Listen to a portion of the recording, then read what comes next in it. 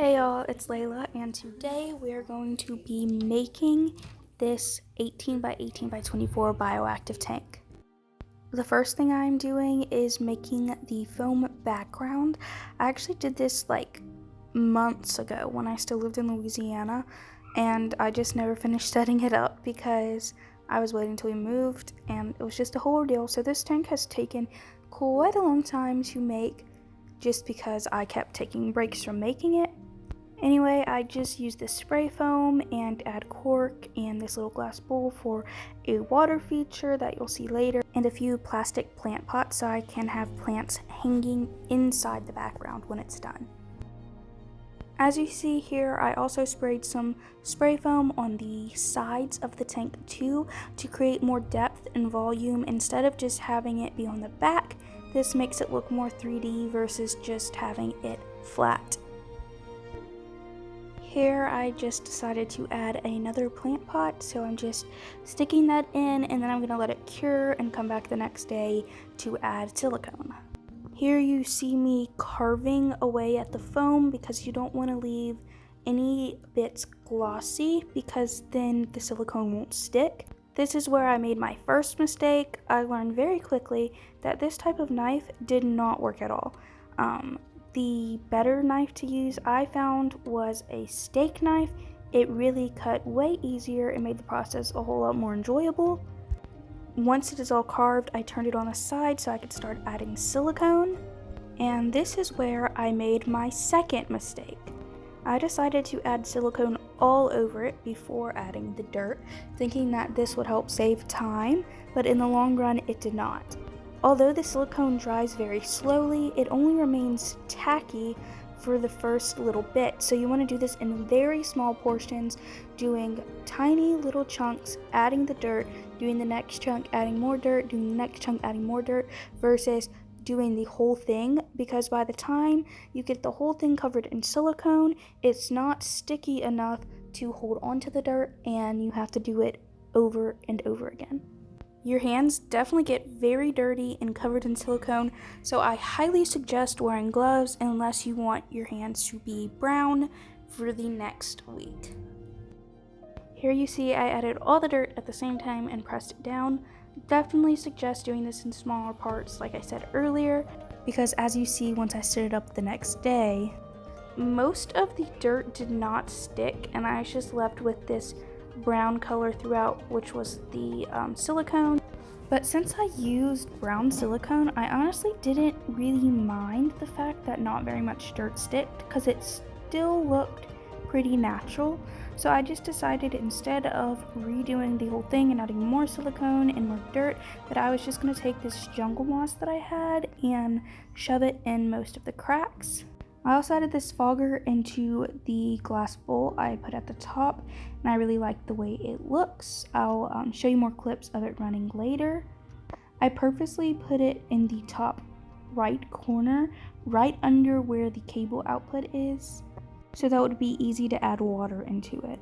So we finally gotten a little closer to present day. This is at our house in Texas, and you see me rinsing out this bag of pond stone.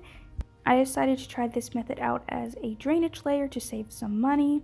You always want to rinse your drainage layer out though, because as you can see, this water is super murky, so I just ran it until it ran clear and then added it into the tank.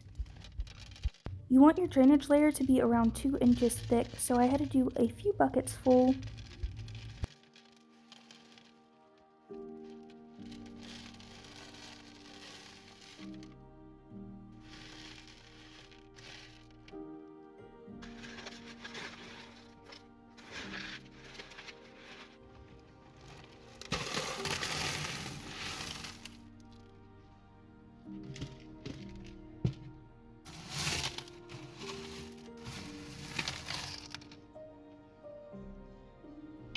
And here you see me cutting up some window screen mesh.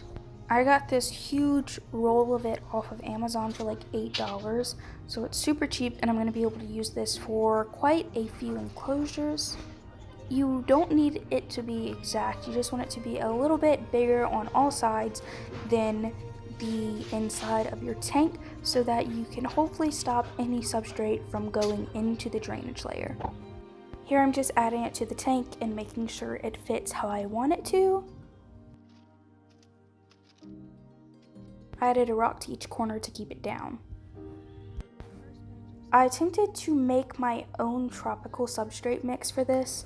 I've made a few arid mixes before but never tried tropical, so I decided to give it a go. For this mix I did some topsoil, a very small amount of clay sand, some forest moss, sphagnum moss, cork pieces, and a few leaf litter pieces throughout it. I also added some coconut fiber or like eco earth to it, and I did a few mixtures of that and filled up the tank. Here you just see me making my rounds, mixing up the substrate, bringing it into the house, dumping it in, and doing this until I had the tank completely full with substrate.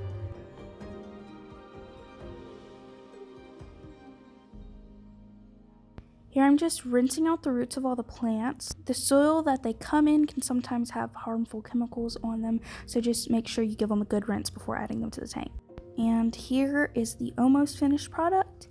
I completely forgot to film setting any of the actual inside up, so adding the cork and the plants, but I did capture a few videos of adding the isopods.